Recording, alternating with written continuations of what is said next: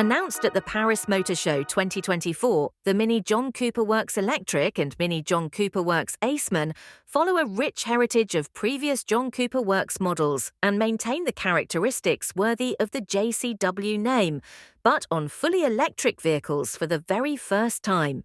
The Mini John Cooper Works Electric and Mini John Cooper Works Aceman are priced from £38,420 RRP and £40,220 RRP, respectively, and first customer deliveries will commence in April 2025.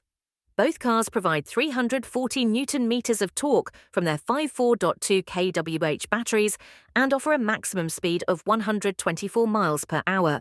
The Mini John Cooper Works Electric reaches 62 miles per hour in just 5.9 seconds, while the Mini John Cooper Works Aceman accelerates 0 to 62 miles per hour in 6.4 seconds.